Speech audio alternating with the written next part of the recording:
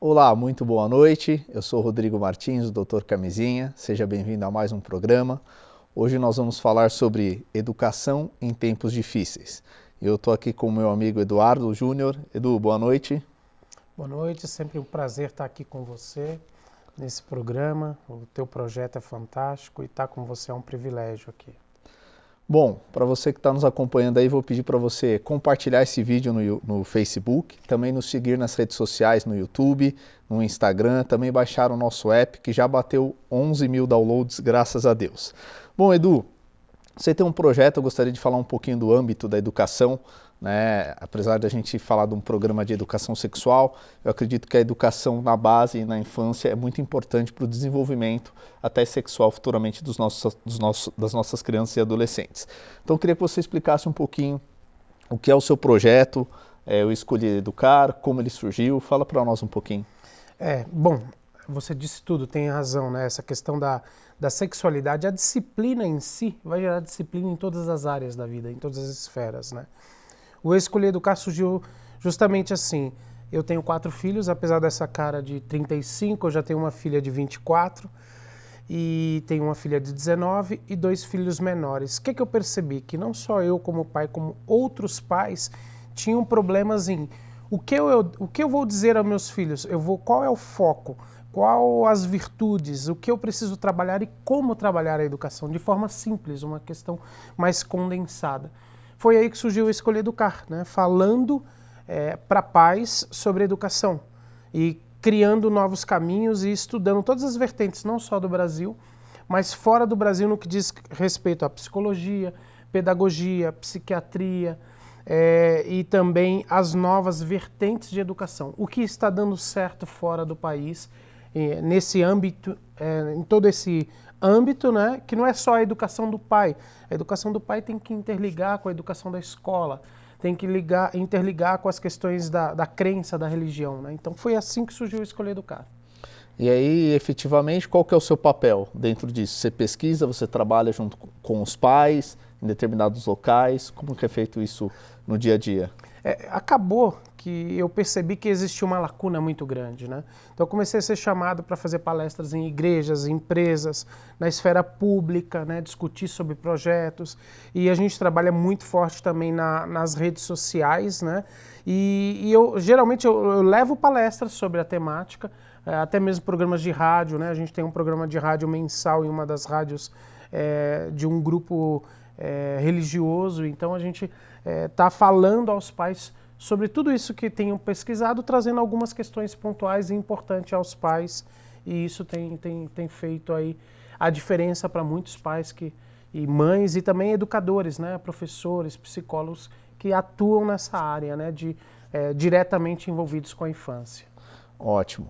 Bom, gente, a gente percebe que hoje cada vez mais os pais, eles não conversam com os filhos, né? Há uma distância, uma barreira, até por causa da internet, das redes sociais, e também muitos deles não estão preparados. Se você tivesse que dar um recado para esses pais, né, sobre o que você deixaria de dica para eles sobre as principais funções dele em relação à educação? Não é simples, educação dá trabalho. Dá trabalho, né? Eu sempre digo que se você está tendo trabalho é porque você está educando realmente. Mas eu deixo 4 pontos, né? O primeiro ponto é ter voz de comando, né? Você tem aí hoje, fala-se sobre a síndrome do imperador, que é aquela criança que domina a casa dela. Então, primeiro, o pai e a mãe têm que ter voz de comando. Sim é sim, não é não. E isso não é opressivo. Segundo, o pai e a mãe precisam saber dizer não. Na verdade, o que educa é o não, né? Eu sempre falo, a gente fala às vezes reprimir e assusta os pais. Nossa, você às vezes precisa reprimir, mas não oprimir. Eu até brinco, falo, acho que esses pais foram educados na geração Menudo, né? Sim. Cantava, não se reprima, não. Mas assim, o que educa é você dizer não e reprimir. Reprimir é simplesmente dizer não. O segundo é você ter foco, né? O que eu quero trabalhar de virtudes e valores. Então a gente lá no Escolha Educar trabalha 5 valores principais. E isso tem feito a diferença. E você também precisa falar para o teu filho as ações diárias. Olha, essas ações diárias você não pode abrir mão. Né? Então a gente até trabalha 9 passos, 9 ações diárias que precisam ser trabalhadas não só dentro de casa, mas na escola e no dia a dia. Então são esses 4 pontos que são os pontos principais aí que a gente condensou a educação familiar hoje, né? Tá. E nós como sociedade, né, o que você vê, o que a gente tem que fazer para entender essa nova geração? Não é fácil. Uma coisa principal, e até você já abordou, tem a ver com a tecnologia, né? Hoje as crianças na ponta do dedo têm informação, todas as informações. Então ela vê uma temática, até mesmo na área da sexualidade, que é muito perigosa, ela já vai lá e já pesquisa com 6, 7 anos, né? Eu estou muito inserido no ambiente escolar. Então algumas diretoras, alguns professores me chamam para dialogar com os pais e dialogar com os professores. Sim. E o que eu tenho visto são crianças de 6, 7, 8 anos já hipersexualizado, principalmente até mesmo por assistir pornografia nos celulares sem os pais saberem. Então, assim, a questão mesmo é uma geração muito lógica e muito antenada. Se os pais não falarem sobre todos os temas, alguém vai falar.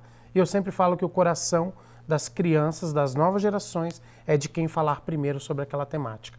Quando ela já tem um significado na mente, é mais difícil você vir com outra orientação.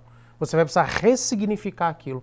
Então, às vezes, quando o pai chega para ressignificar, ele vai ter muito mais dificuldade. Então, eu falo para os pais, converse primeiro, sempre é melhor aprender em casa do que nas redes sociais, na internet ou mesmo na rua, né? E Edu, você está falando sobre uma família, né, que os pais devem seguir isso e orientar o filho, mostrar o caminho e ser o primeiro a falar, mas hoje nós estamos vivendo uma geração também onde há ausência dos pais, né?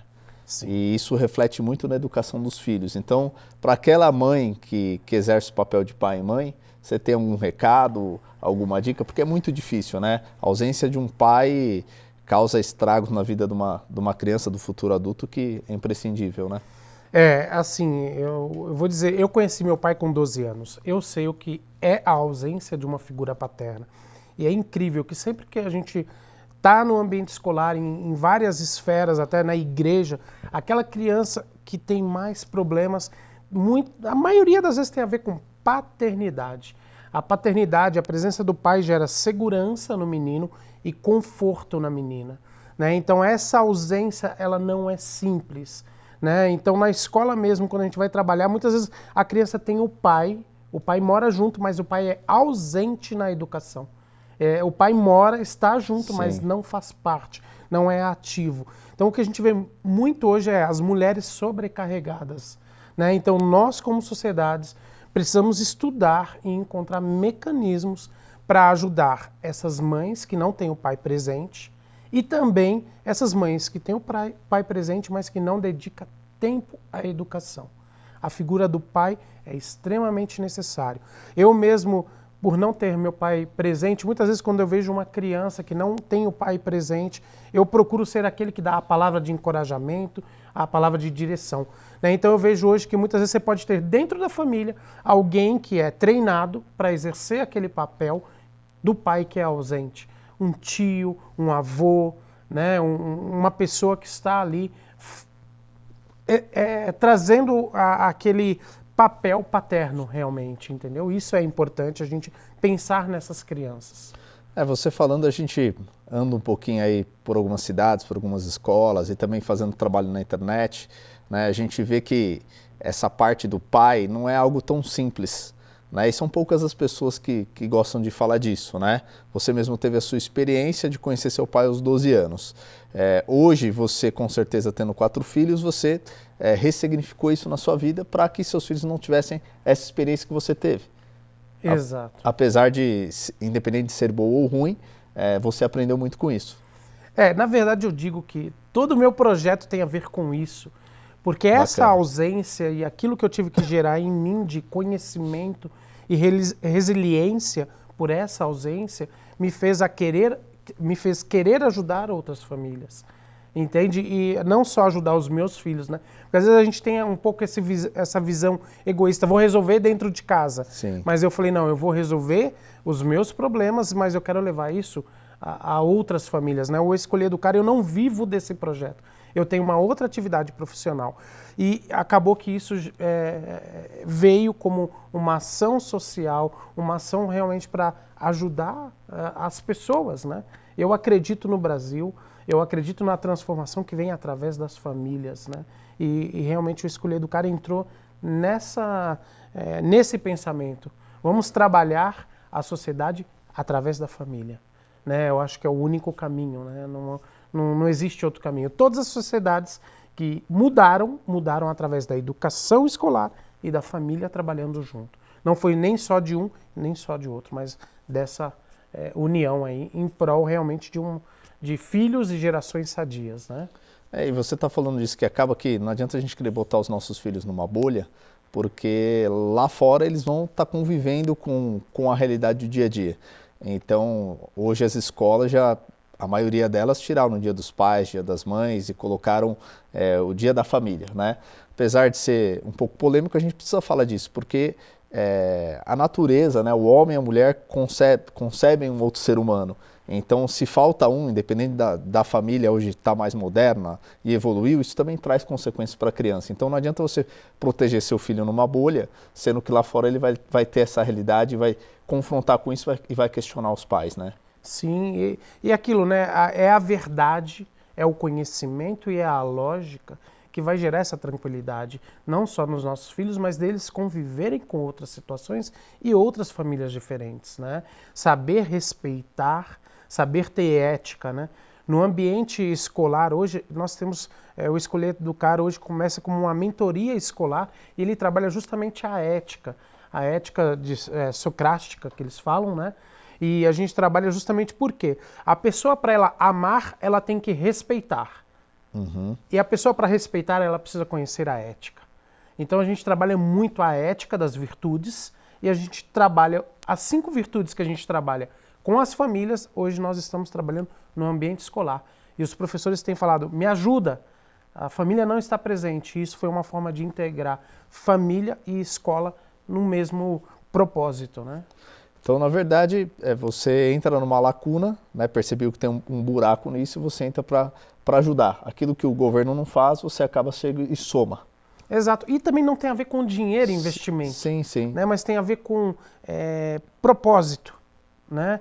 Então a gente entra para fazer esse trabalho e a gente começa a ver os frutos e esses frutos servem de exemplos para outras regiões trabalharem da mesma forma. Tá joia. Bom, já chegamos aqui no final do primeiro bloco, vamos para o intervalo. Fique conosco e até daqui a pouco.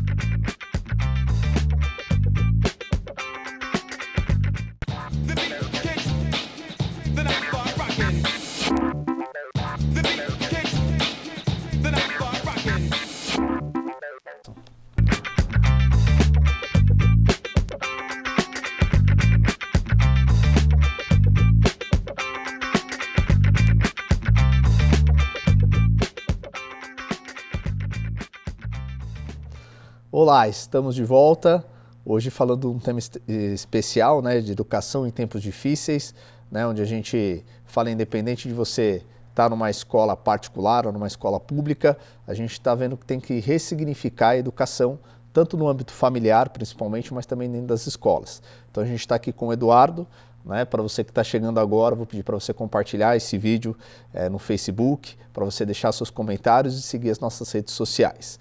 Bom, Edu, a gente estava falando um pouquinho dessa parte da educação própria dentro das escolas, que os professores eles gritam, e o que você tem feito, né, para ajudar, o que você tem falado para esses professores dentro dessa ética, como que você expõe isso para capacitá-los?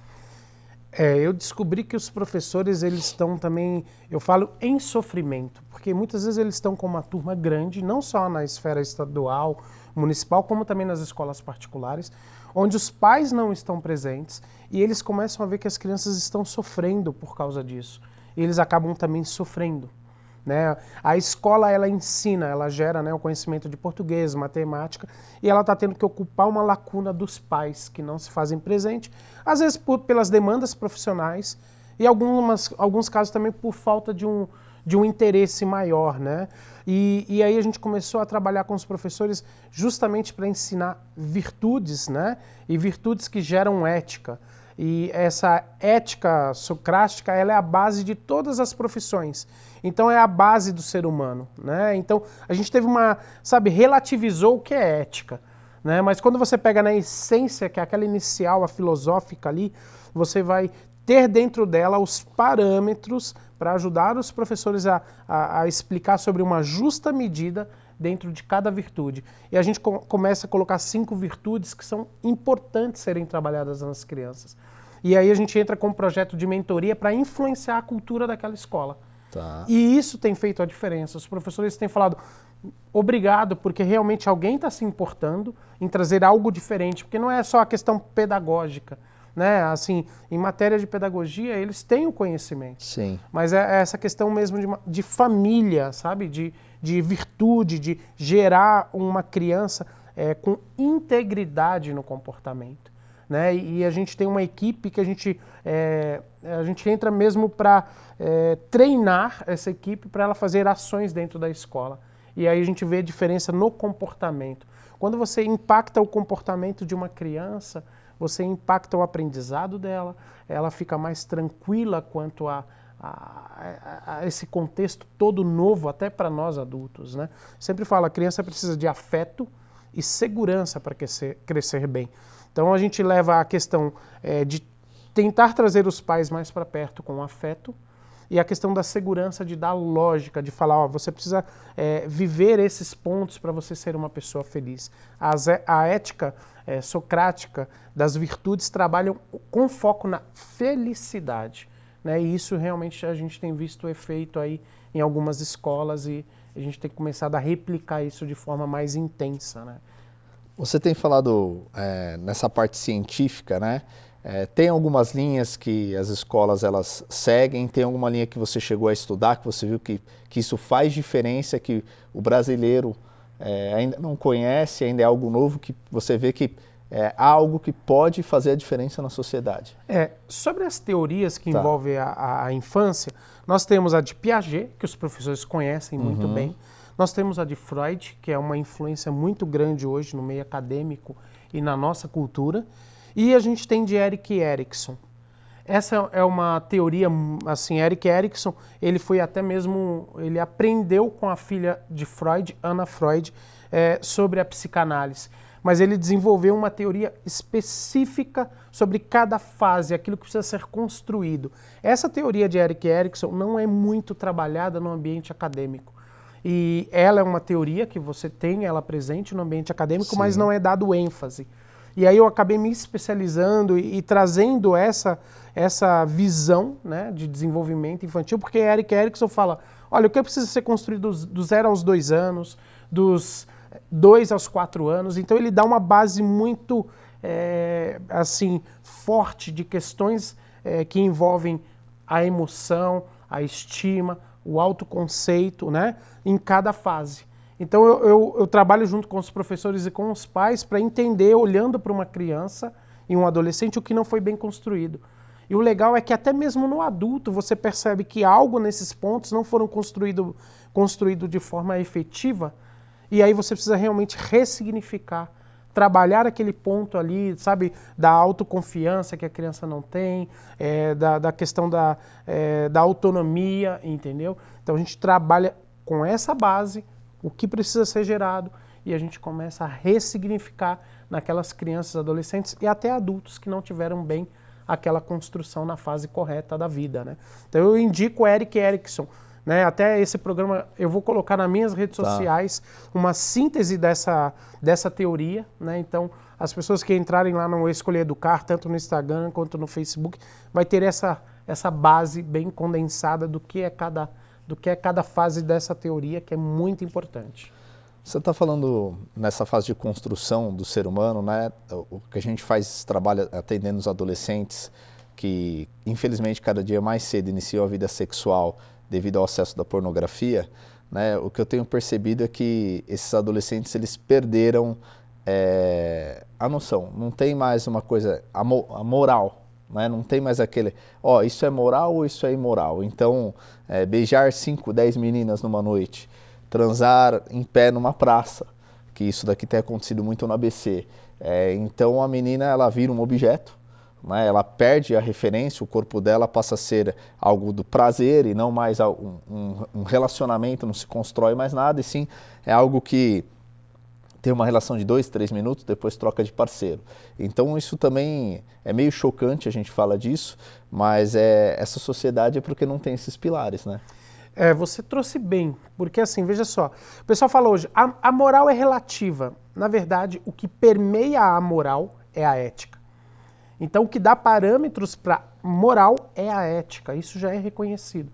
Então, por isso que a gente trabalha a ética. Se a criança ou adolescente não entende aquilo que é ético, aquilo que é justo, uma justa medida de comportamento, acaba objetificando as pessoas, né? O corpo passa a ser apenas um objeto de prazer, troca de corpo, né, de um parceiro para o outro, como se trocasse de roupa, né? E a gente sabe que sexualidade não é só isso, né? A gente sabe que tem riscos envolvidos, Sim. tem questões emocionais envolvidas, né? Então, até alguns psiquiatras trabalham isso muito bem e falam: a violência na sociedade é gerada por uma hipersexualização ou erotização. Então as pessoas passam a ver as outras apenas como objeto. Um exemplo que eu dou muito simples tem aquele adolescente sentado no banco do idoso no metrô. Sim. Aí chega uma senhora de 90 anos, ele não dá lugar, ele nem se importa, ele não consegue nem enxergar a necessidade daquela pessoa. Mas chega uma menina na mesma idade, com uma roupinha curta, ele faz questão de dar lugar. Isso é um enfoque. Nós que estamos dentro dessa sociedade, a gente não consegue perceber bem isso. Mas isso é uma erotização. É olhar as pessoas não da forma ética, da forma Sim. justa, mas de uma forma somente pelo corpo. E a gente está nessa sociedade, né? Então, realmente, essa questão de trabalhar a ética e para gerar conceitos morais é muito importante, é o que tem faltado na nossa sociedade. E você sabe que hoje eu estava lendo uma reportagem, até separei aqui para nós colocarmos aqui entre um intervalo e outro de Você Sabia, né? Que tudo isso que você está falando, até esse adolescente que ele passa por essas experiências, ele cresce, ele não consegue ver isso e ele acaba perdendo a noção de valores. E aí ele acaba confundindo muitas coisas. E eu anotei aqui que 42% das crianças e adolescentes que sofrem abuso sexual são vítimas recorrentes. E o que a gente tem visto, né, apesar da mídia demonstrar isso, a maioria dos abusadores estão dentro de casa. Então, justamente porque ele é um trabalho que é tão louco de geração em geração, que esse pai ou esse abusador, esse tio, esse vizinho, ele perdeu completamente a noção. E eu estava lendo a reportagem que tem crianças de 6 meses que são abusadas. Então é realmente uma inversão de valores, né? E é bem complicado.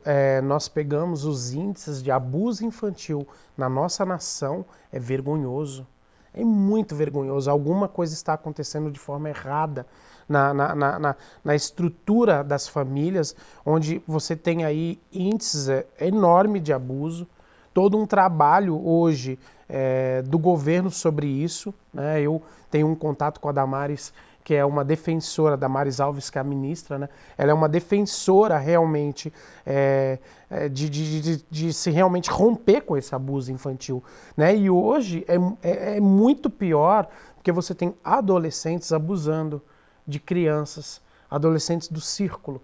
Antes você tinha adultos, mas hoje você passa a ter adolescentes, porque justamente por causa do celular, da pornografia, ele está hipersexualizado. E aí ele vê a criança ali e não consegue ter essa noção, né? Então você hoje tem os adultos que já abusavam, mas você também tem agora os casos de adolescentes.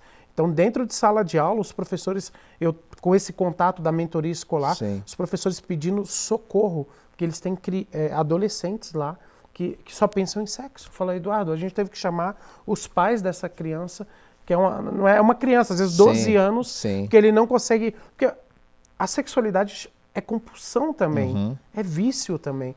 Então, a gente precisa realmente trabalhar a nossa sociedade para ter um futuro feliz, porque da forma que está, não vai dar certo. Eu cheguei a orientar um jovem, né, foi esse ano ainda, ele tinha acho que 12 ou 13 anos e ele estava tentando ter relação sexual anal com a sobrinha de 6 anos. E aí ele veio na internet me procurar, dizendo que ele tentou a relação anal e ele estava assustado, porque ele estava com medo da mãe dele descobrir. Então ele estava mais preocupado em a mãe descobrir do que o mal que ele estava fazendo para a própria sobrinha, né? Porque ela ia crescer, imagine o que ela ia olhar para ele imaginar, né? Então você escutar isso na internet é algo que você fala, não é possível, é o fim do mundo, mas não é.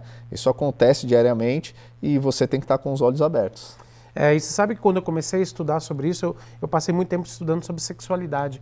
E eu me assustava muito com a sexualidade na infância. Tá. Agora, com o uso de tecnologia de forma sem controle, me assusta ainda mais, porque causa vício, dependência química da tecnologia. E é uma porta aberta para tudo, principalmente para as questões da sexualidade, né? Então é muito grave, os pais precisam realmente acompanhar o que tem sido acessado pelos filhos. Eu tenho uma palestra que eu só falo sobre os efeitos da tecnologia e são mais devastadores do que da sexualidade, porque é uma porta aberta, inclusive, para a sexualidade. Tá joia. Bom, nós estamos chegando ao final de mais um programa. Gente, educação é um assunto fundamental. Compartilhe esse vídeo, principalmente leve para as escolas, professores, educadores, né? Principalmente também para a parte religiosa, que muitas pessoas também não querem falar sobre sexualidade, sobre a internet, né? E isso é muito importante. Então compartilhe. Edu, boa noite, obrigado por você estar aqui e até uma próxima. Eu que agradeço, muito obrigado, hein? Pessoal, fiquem com Deus, tenham uma ótima semana, um abraço.